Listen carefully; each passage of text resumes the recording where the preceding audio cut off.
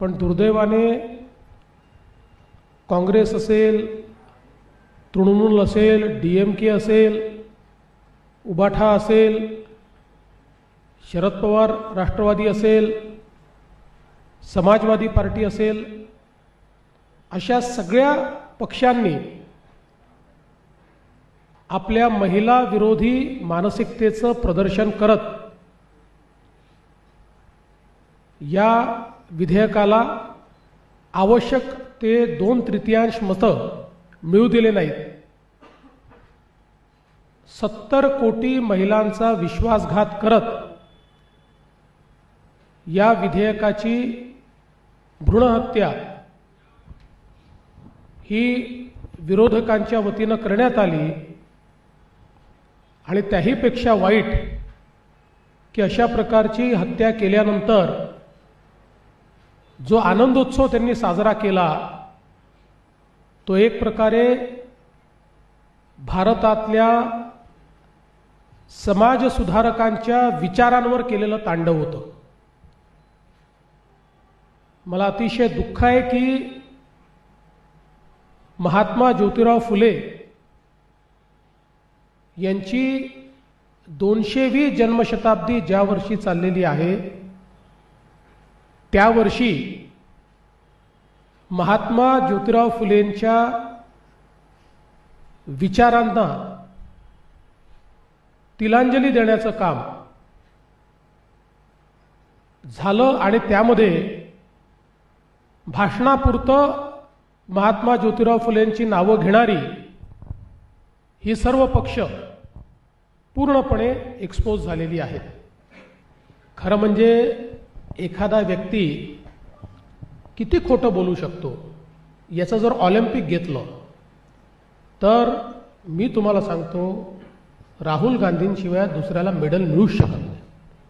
सगळी gold medal हे राहुल गांधींनाच मिळतील. त्यामुळे संविधानाने जे सांगितलं ते करण्याचा प्रयत्न आहे. खरं म्हणजे आपण जर कॉन्स्टिट्यूशन ज्यावेळेस आपलं संविधान तयार झालं त्यावेळेस संविधान सभेच्या डिबेट जर बघितल्या तर भारतरत्न डॉक्टर बाबासाहेब आंबेडकर हे सर्वाधिक महिला रिप्रेझेंटेशन करता चिंतेत होते आणि आग्रही होते. पण त्या काळामध्ये कदाचित तो विषय इतका ऐरणीवर आला नाही किंवा अशा पद्धतीचं आरक्षण करावं असा विषय आला नाही. पण त्यांनी त्याही काळात चिंता व्यक्त केली होती. आज भारतरत्न डॉक्टर बाबासाहेब आंबेडकरांचेच जे विचार त्यांनी संविधान सभेमध्ये व्यक्त केले आहेत त्याला अनुरूप असलेला कायदा आल्यानंतर तो कायदा पाडायचा आणि संविधान जिंकलं म्हणायचं. खरं म्हणजे संविधानकारांच्या विचारांवरही एक प्रकारे काँग्रेसने घाला घातलेला आहे. आणि महिलांना तर निश्चितपणे मागे टाकण्याचं काम त्यांनी केलं आहे. त्यामुळे मी राहुल गांधींनी माफी मागावी असं कधी म्हणणार नाही, कारण ते मागणारच नाही. मला हे माहिती आहे त्यांना महिलांचा अपमान करणं, समाजातल्या इतर घटकांचा अपमान करणं हा त्यांचा छंद आहे. त्याच्यामुळे ते काही माफी मागतील. खरं म्हणजे त्यांनी तर साष्टांग दंडवत घालून माफी मागितली पाहिजे महिलांची. पण मला माहिती आहे त्यांचा तो स्वभाव आहे. सभागृहामध्ये 3 विधेयकं मांडण्यात आली होती. 134वं संविधान दुरुस्ती विधेयक, परिसीमन विधेयक आणि केंद्रशासित प्रदेश याकरता हे लागू करण्याचे विधेयक. खरं म्हणजे आपल्याला कल्पना असेल 1976ला जेव्हा देशामध्ये डिलिमिटेशन झालं त्यावेळी संविधान संशोधन करून आपण निर्णय घेतला की 1971ची लोकसंख्या फ्रीज ठेवून 2000 सालापर्यंत डिलिमिटेशन होणार नाही. आणि या संदर्भात 2002 साली जेव्हा डिलिमिटेशन कमिशन तयार झालं त्याही वेळी विशेषतः जे दक्षिणेतली राज्य आहेत त्यांच्यावर अन्याय होऊ नये.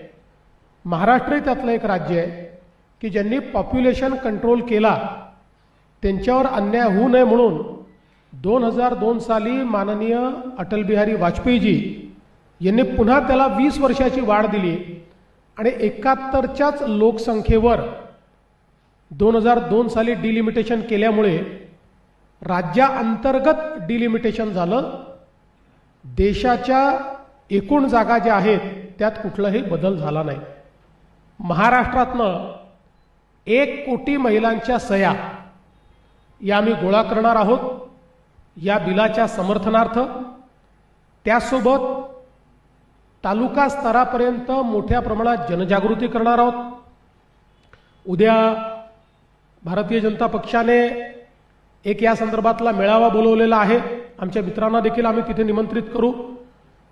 सगळे पक्ष एकत्रितपणे आणि आपापल्या परीनं महिलांमध्ये जनजागृती करून महिला विरोधी चेहरा काँग्रेस, महाराष्ट्रामध्ये काँग्रेस, शरद पवार राष्ट्रवादी आणि उबाठाचा हा जो महिला विरोधी चेहरा आहे हा चेहरा आम्ही उघडा करू आणि निश्चितपणे एक असा जनमताचा रेटा तयार होईल की मुकाट्याने या सर्वांना महिला आरक्षण विधेयकाला समर्थन द्यावं लागेल.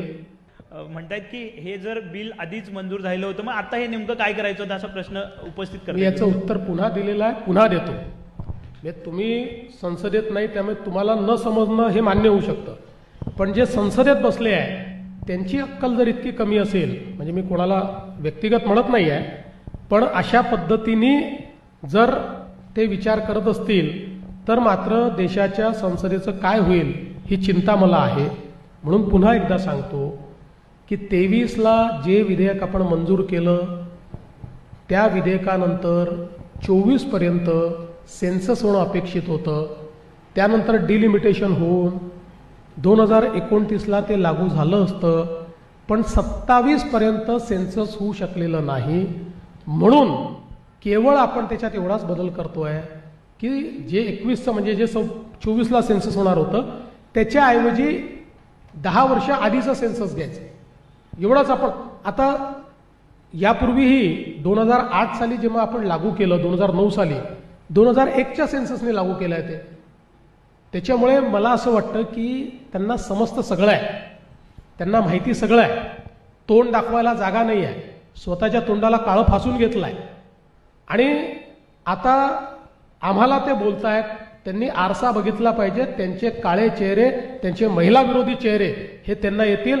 माझं ट्विट तेव्हाही करेक्ट होतं, माझं ट्विट आजही करेक्ट आहे. सर, प्रियंका गांधींचं म्हणणं आहे, प्रियंका गांधी म्हणतात की हा मुद्दाच मुळात महिला आरक्षण विधेयकाचा नाहीये, तर हा मतदारसंघ पुनर्रचनेचा आहे. त्या स्वतः महिला खासदार आहेत, विरोधी पक्षाच्या नेत्या सुद्धा आहेत.